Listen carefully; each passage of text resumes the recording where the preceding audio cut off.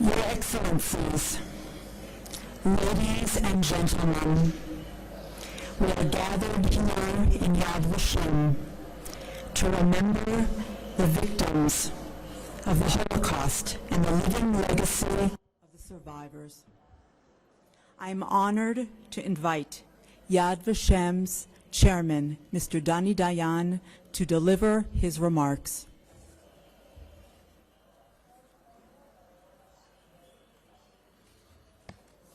Secretary Rubio, Minister Sar, Excellencies, distinguished guests. One of the millions of names included in this venerable Hall of Names is the name of Eliyahu Gutkovsky. Eliyahu Gutkovsky was an educator, a public leader, murdered in the Warsaw Ghetto, along with his entire family. Gutkovsky wrote the following: "We, the Jews, are an ancient nation with a rich culture, a people with a great spiritual tradition from which we draw immense strength.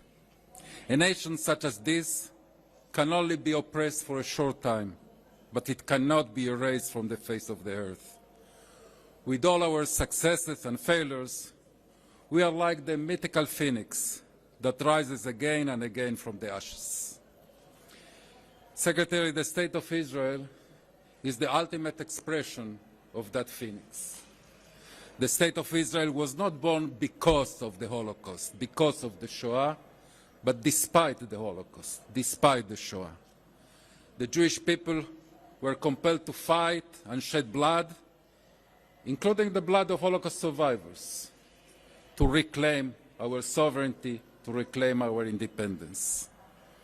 It is not a consolation prize that the world granted us, but rather the outcome of a battle fought at our most vulnerable moment. Mr. Secretary, to truly comprehend Israeli society and the essence of the Israeli people, you must know that the Holocaust is seared onto our collective memory, ever present in our conscience. We have all sailed on the St. Louis, only to be denied refuge in any country. We are all actual witnesses to the atrocities committed by the Nazis. We are all survivors of Auschwitz, even if we were not born yet. Today, unfortunately, we are witnessing a resurgence of hatred toward the Jewish people. It does not emanate only from the corridors of power in Tehran, but also from the quad of Columbia University in New York City. This is a challenge. This is a test, not only for us Jews. It's a challenge and a test even more so for the leaders of the world. Welcome to Yad Vashem. Thank you, Chairman Dayan. I am honored to invite His Excellency, Mr. Gideon Sar, Foreign Minister of the State of Israel, to give his remarks.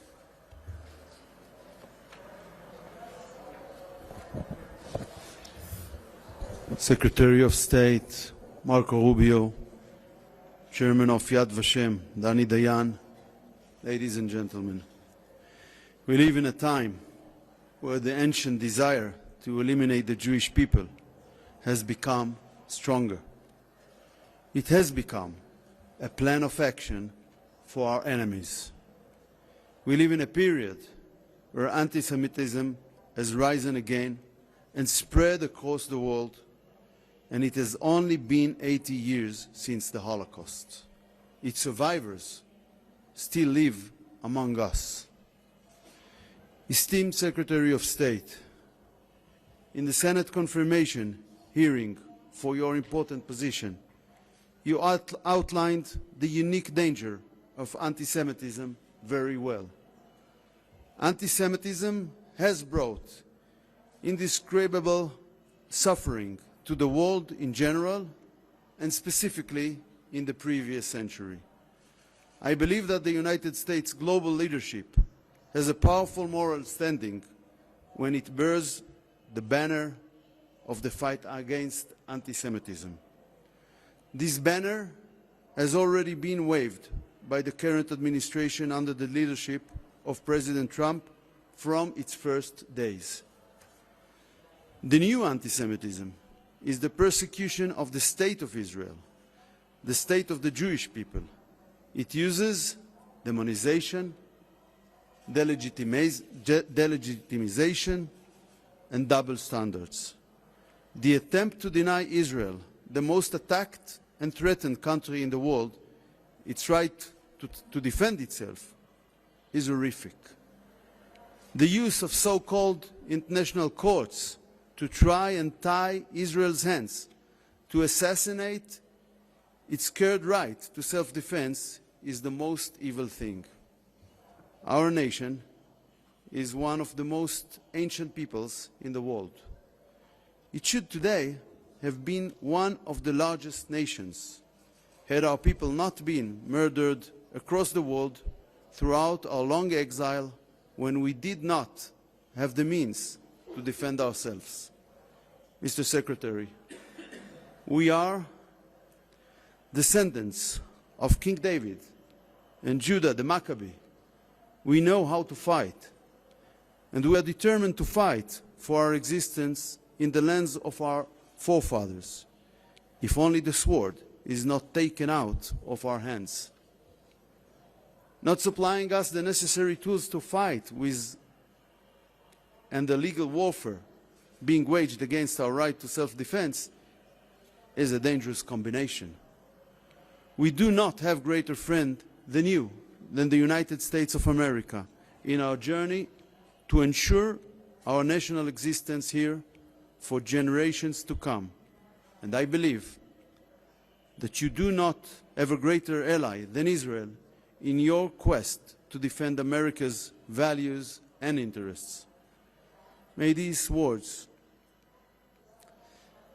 be in the blessed memory of Yocheved, Rivka, and Razel, the sisters of my late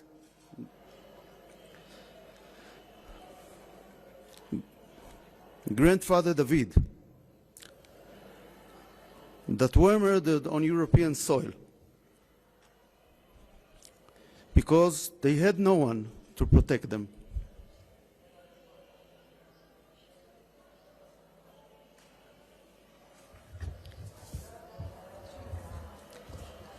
Thank you. Thank you, Minister Saar. I am honored to invite His Excellency, Mr. Marco Rubio, Secretary of State of the United States of America, to deliver his remarks.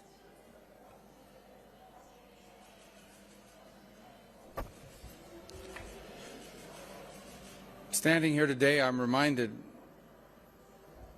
we are reminded of both the incredible achievements that we as a species, as mankind, are capable of, and also the depths of depravity that we are capable of.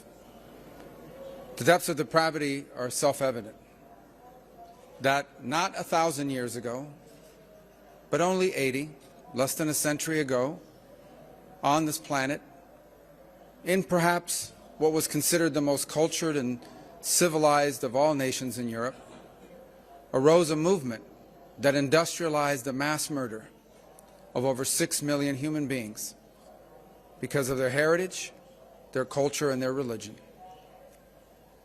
That happened, as I said, not so long ago.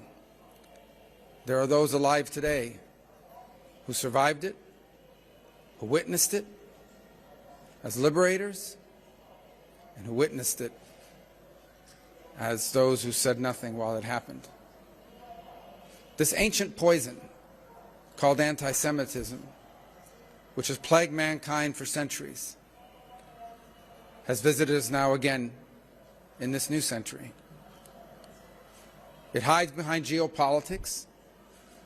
It embeds itself in international organizations, in the curriculums of our colleges and universities, in the voices of some who hide in social media and even openly espouse this ancient poison. We stand here today also reminded why it can never be ignored, why it always starts by what some believe is the wild ideas of a random person with no power and no influence, but left unchecked and unchallenged, can turn into the tragedy that's commemorated here in this building today. I said at the outset that not only are we reminded of the depravity of mankind, but we're also reminded of the human spirit and what it's capable of achieving. For from that moment emerged the nation state, a home for the Jewish people, in a land ancestral and ancient, who there's ties to it cannot be questioned. And it is a nation state that from the day of its very birth was surrounded by those who sought to destroy it, from the very minute, from the very moment. And sadly, that has not changed. But while the enemies of Israel have always come at it from an armed perspective, through armies of nation states and terrorists, we now see them also utilize international forums and international illegitimate courts, and in the voices of academia, on the campuses of colleges, in the voices and opinions of prominent people. This cannot be ignored. This cannot be tolerated. This must be challenged. Everywhere it rears its head. For if history teaches us anything, is an evil that goes unchallenged does not simply vanish or go away on its own. It is either defeated or it will grow and it will do horrific things.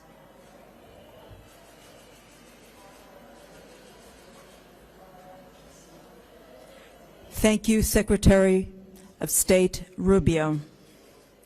To mark the 80th anniversary of the end of the Shoah, the upcoming Israeli presidency of the International Holocaust Remembrance Alliance, IRA, has initiated a global campaign of recommitment to the message and principles of the Holocaust Survivors Declaration delivered in Yad Vashem in 2002. We now call upon the U.S. Secretary of State, Israeli Foreign Minister, and Yad Vashem's chairman, IRA's incoming chair, to become the first signatories of this declaration, reaffirming their commitment to honor the memory of the Holocaust, the victims, survivors, and rescuers.